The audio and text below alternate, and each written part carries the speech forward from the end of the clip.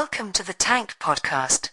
In this week's episode, Nicole Flattery reads an excerpt from her book Nothing Special, a coming-of-age novel set in the downtown art scene of 1960s New York.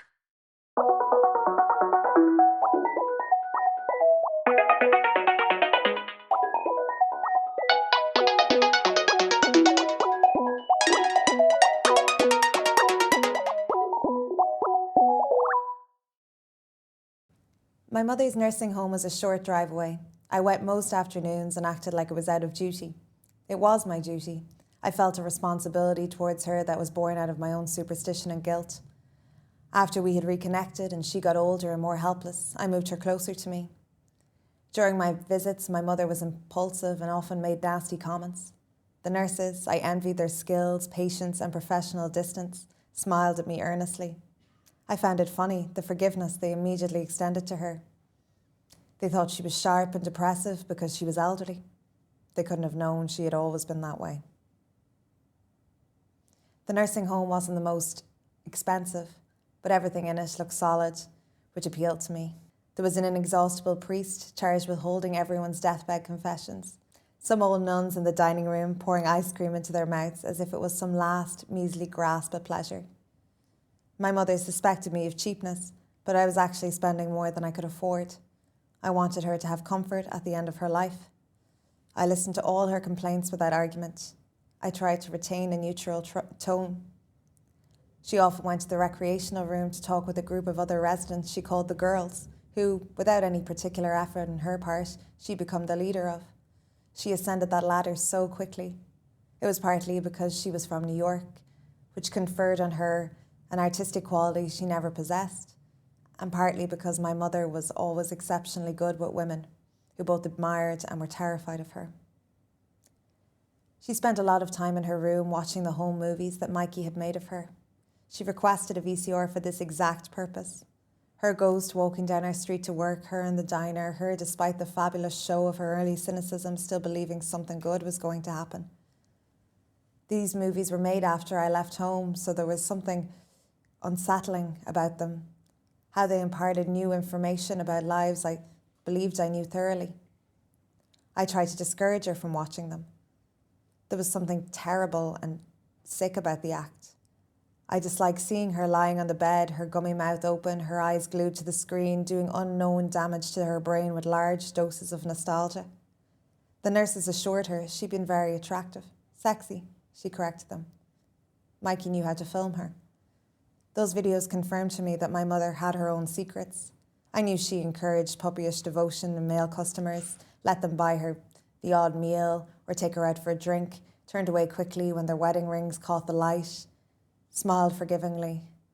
I knew my mother got what she wanted, but her secret was inside herself, how she carried herself. It took Mikey to catch it.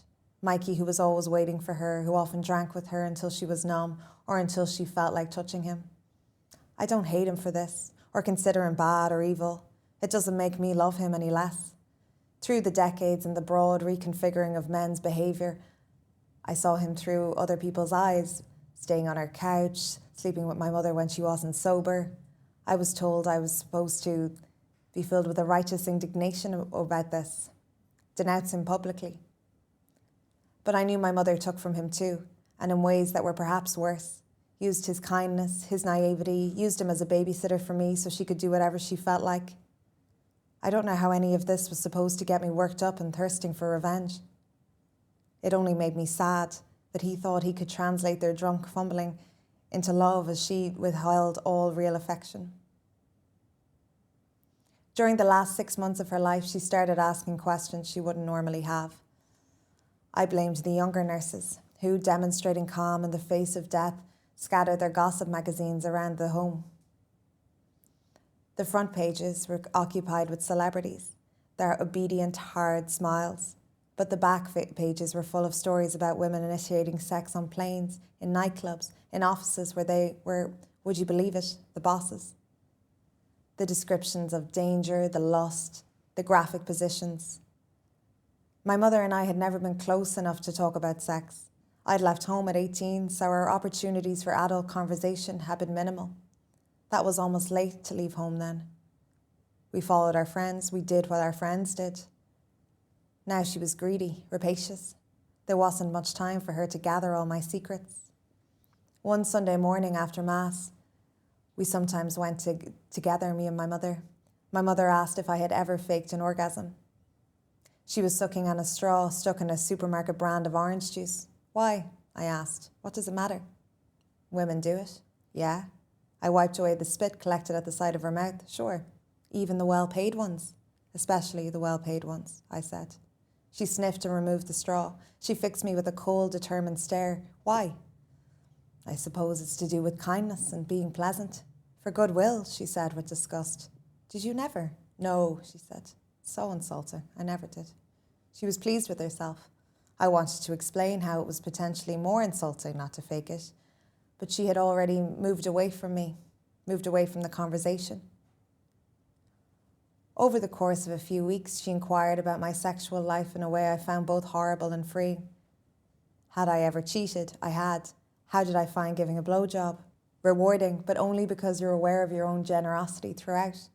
Have I ever been propositioned for an affair? Several times. But the needling tone of the emails and messages designed to set up the affair disgusted me so much I realised I didn't have the stomach for it. In the town where we lived, my reputation as a distant, dreamy eccentric only made me more popular for propositions, because if I said no, the men's egos would barely be damaged. That bitch, etc. My mother nodded sagely at this information as if it was centuries old. Had I ever had sex with someone who earned less than me? I didn't know where some of these questions came from. She was, because of the magazines, shallowly concerned with the financial nature of these transactions. I must admit I found these little chats oddly inspiring. Once I woke up in the middle of the night and realised I was trembling with laughter at the idea of my mother's uncooperativeness. I imagined her looking at a parade of men who had tried to pleasure her with total indignation. She didn't have the ability to fake one measly orgasm. Tears streamed from my eyes.